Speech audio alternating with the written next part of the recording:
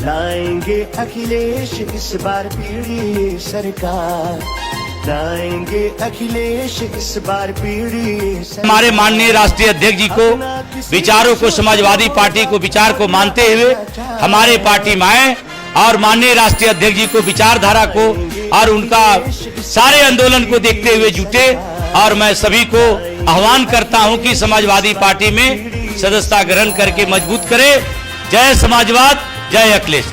आइए समाजवाद से जुड़िए, समाजवादी बनिए। झारखंड के मंत्री अजीबो गरीब कारनामे करते हैं। जहां वो बयानों में बयान बहादुर बनते हैं, तो वहीं कई फर्जीवाड़ा में भी शामिल होते हैं। बीजेपी ने आज बड़ा आरोप पेयजल मंत्री हफीजुल हसन अंसारी पर लगाए हैं।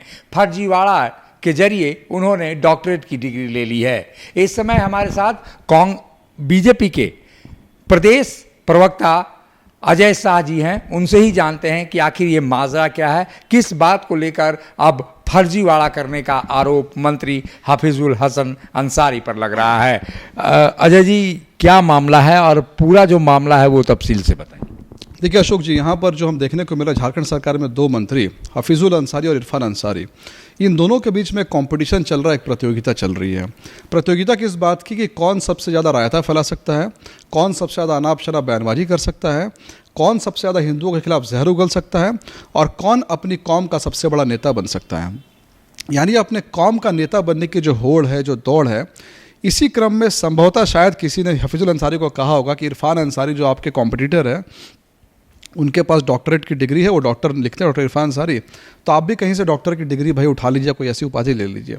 अब उनके पास दो रास्ते थे, एक तो संवैधानिक का रास्ता था और एक जो असंवैधानिक रास्ता था। तो जैसा कि उन्होंने पहले भी कह दिया कि हमारे दिल में शरिया है और हाथ में संविधान, और पहले हम जो है शरिया की सुनेंगे। तो संवैधानिक तरीका क्या है कोई भी डॉक्टरेट की डिग्री लेने का? वो है कि भाई पार्लियामेंट ने यूजीसी को बनाया है, यूजीसी के साथ साथ कई सारे इंस्टीट्यूशन बनाए हैं, आईआईटी बनाया है, एम्स बनाया है। कुल मिला के हमारे देश में जो आप देखेंगे हायरार्की देखेंगे यूनिवर्सिटीज़ की, तो उसमें एक सेंट्रल यूनिवर्सिटी है, एक स्टेट यूनिवर्सिटी होता है, एक प्राइवेट यूनिवर्सिटी होता है और उसके बाद में एक डीम्ड यूनिवर्सिटी का कॉन्सेप्ट है और कुछ ऑटोनोमस इंस्टीट्यूशंस होते हैं।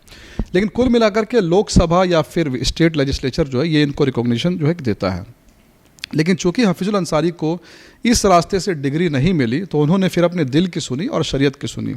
और उसके बाद में हफीजुल अंसारी जिस कौम से आते हैं, उसी कौम के 8-10 लोगों ने मिल करके एक यूनिवर्सिटी फॉर्म किया। यूनिवर्सिटी का नाम रखा Bharat virtual open education university. जैसा कि नाम है, यूनिवर्सिटी पूरी तरह से वर्चुअल है। वर्चुअल का मतलब है कि जब आप जाएंगे तो आपको यूनिवर्सिटी कहीं दिखेगा नहीं, कोई कैंपस नहीं दिखेगा, पर आपको महसूस करना होगा कि यूनिवर्सिटी जो है वो है। ये महसूस करा करके इस यूनिवर्सिटी को एक फेक यूनिवर्सिटी जिसको बोलते हैं यूजीसी के लैंग्वेज में, या फिर इसको पेपर यूनिवर्सिटी बोलते हैं, टेबल यूनिवर्सिटी बोलते हैं। तो इसके पास में यूजीसी का कोई जो है रिकॉग्निशन नहीं है, ना किसी स्टेट गवर्नमेंट का, ना सेंट्रल गवर्नमेंट का। तो इन्होंने क्या किया, कहाँ से एफिलेशन दिखाया, क्योंकि बच्चे तो एफिलेशन पूछते हैं, तो इन्होंने एफिलेशन दिखाया कि अफ्रीका, ईस्ट अफ्रीका की कंट्री से हमने जो है एफिलेशन लिया है। तो ये जो गनीमत है कि कह रहे कि ईस्ट अफ्रीका से लिया है, ये नहीं कह रहे कि अंटार्कटिक से लेकर के आए और मार्स से हम जो एफिलेशन लेकर के आए हैं। चलिए ठीक है, एफिलेशन झूठा फर्जी दिखा करके एफिलेशन दिखाया और इन्होंने मिल करके हफीजुल अंसारी को एक जो है डॉक्टरेट की उपाधि दे दी। और हफीजुल साहब ने बहुत ही एकदम शान से उसको जो है पूरा डिस्प्ले किया अपने ट्विटर पे, फेसबुक पे, कि मुझे जो डॉक्टरेट की उपाधि जो है मिली है। तो हमारा ऑब्जेक्शन इसमें सबसे पहला यही है कि हफीजुल अंसारी ने तो एक फ़र्जी यूनिवर्सिटी से फ़र्जी उपाधि ले ली है। लेकिन हम ये कहते हैं कि ठीक है, आपकी मर्ज़ी, आप नाम क्या, डॉक्टर लगाइए, इंजीनियर लगाइए, सीए लगाइए, मौलाना लगाइए, हमें इससे कोई ऑब्जेक्शन नहीं है।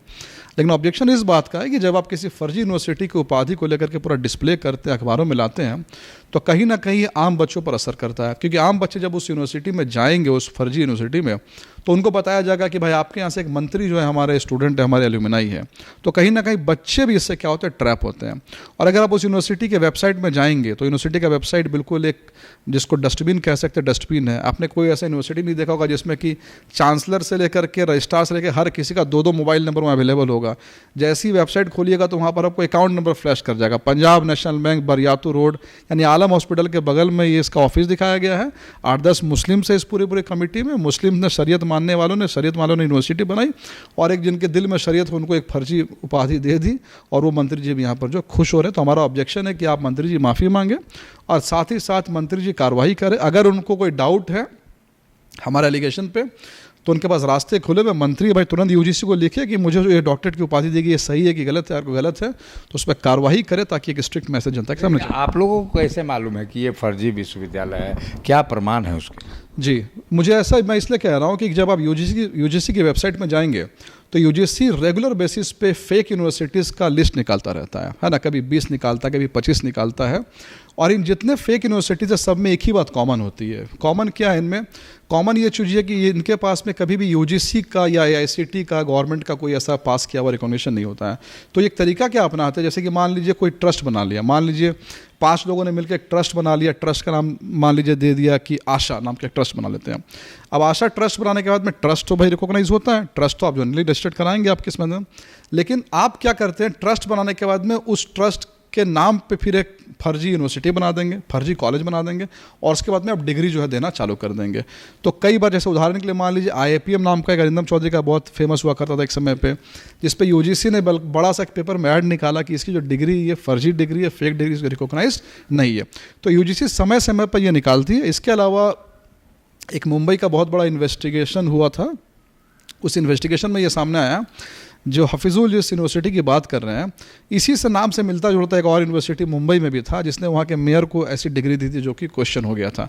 तो कहने का मतलब है कि हमारे इंडिया में अगर आप किसी भी कोई भी शिक्षा का जानकार होगा उससे पूछेंगे तो यहाँ पर जो भी डिग्री जो कॉलेज देती है, यूनिवर्सिटी देती है, तो या तो AICTE अप्रूवल है या UGC अप्रूवल है।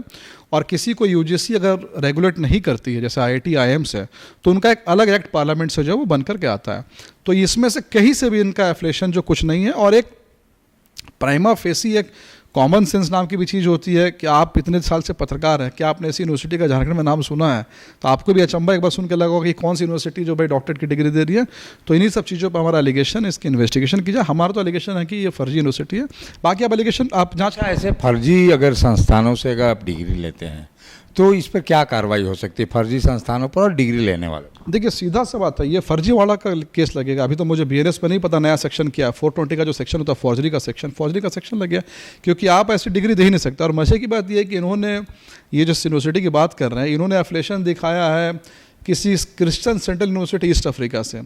जब मैंने उसके वेबसाइट को देखा, क्रिश्चियन सेंट्रल यूनिवर्सिटी, तो उन्होंने एफिलिएशन दिखाया है इंडिया के एक NGO से। यानी इंडिया में एक NGO बनता है, वो अफ्रीका में एफिलिएशन दे रहा है, अफ्रीका वाला फिर इनको एफिलिएशन दे रहा है। यानी आपस में एफिलिएशन डिग्री का ये जो है खेल रहे हैं।